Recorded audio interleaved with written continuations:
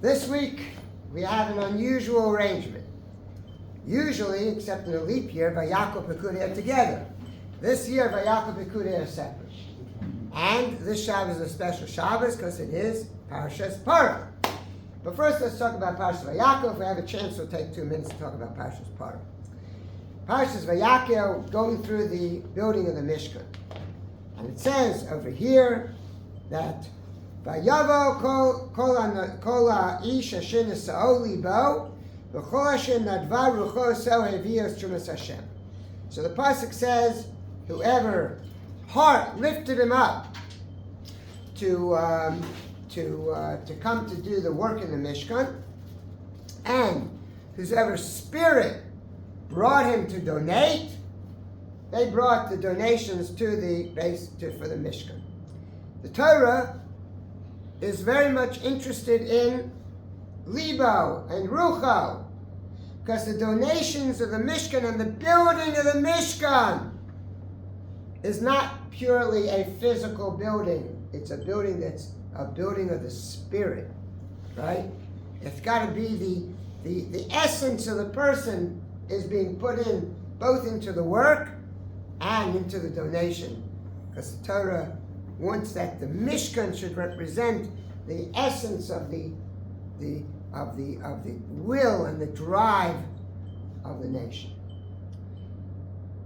We have similarly further in Parah Lamed Hey Pasuk Lamed Hey also that it says, talking about the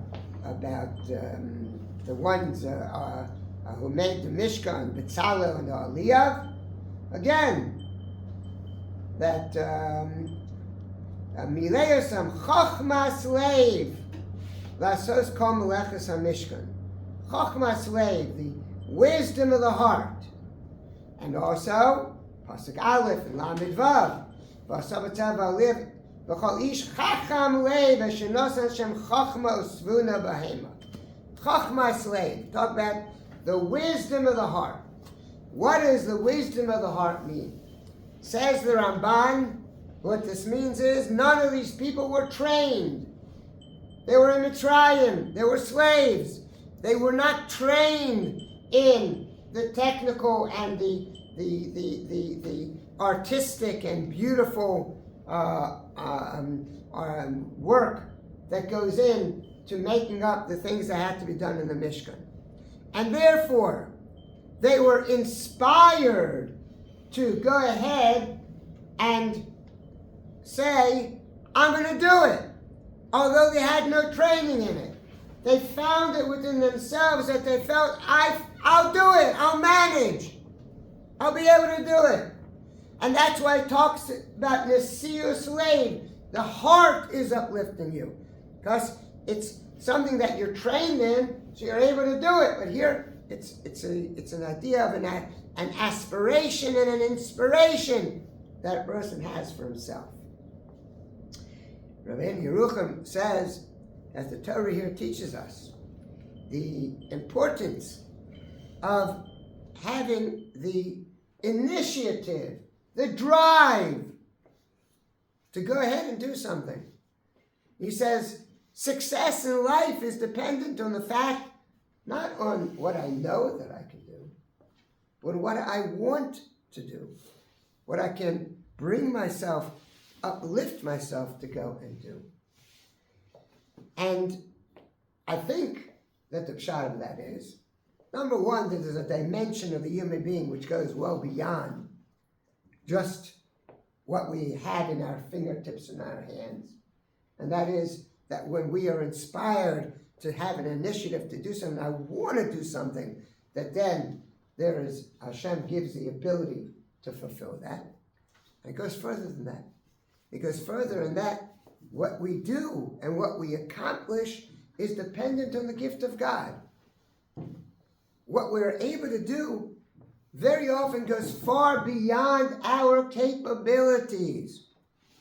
Because there's a siyata d'shmaya. It's a story that a bacher in yeshiva at my time, that very good boy, and people used to come asking questions. And he decided that it was taking a lot of his time. So he decided to learn in a room away from the Beis Medrash, where they won't find him. And that way you'll be able to learn more. The Rosh Hashiva found him.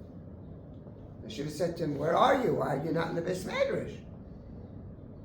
He said, "Because I have this problem." So the Rosh Hashiva, Rav Ruderman Zecher Tzadik Yivracha, said to him, "You're making a mistake. Being able to become a Talmid Chacham, to be able to learn, is not just what you do, not just what you read. It's very much dependent on Siyata D'Shmaya, and what HaKadosh Baruch Hu enables you to do.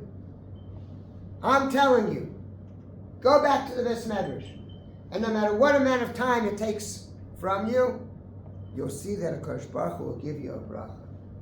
And after a few years, this person became a Talmid Chacham, and he stood up and he said, "I feel that there was a special Siyata D'Shmaya, that HaKadosh Baruch Hu helped, so that there's an additional dimension that goes well beyond just the physical capabilities, that comes from the fact that I'm inspired, the fact that I have initiative. HaKadosh Baruch Hu goes ahead and helps us accomplish." Number 2, we're talking about this week is Parshas Parah. So it'll take just 2 minutes to talk about Parshas Parah.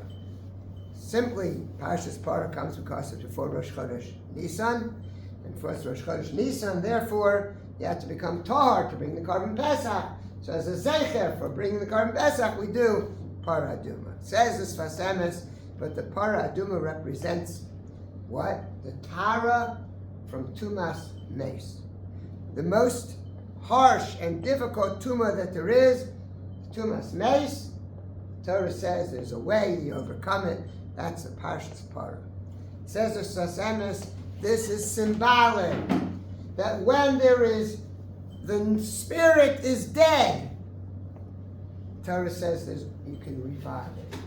You can bring it out of the ashes and come to renewal, right? There's a way to bring it back.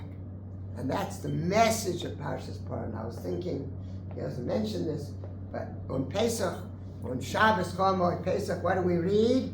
We read about the valley of the dry bones, right? Atichyana, can the bones live? And Hashem puts spirit back into the bones, and those bones, the Navi says, are all Beis Yisrael. By Yisrael, Pesach is a time for revival.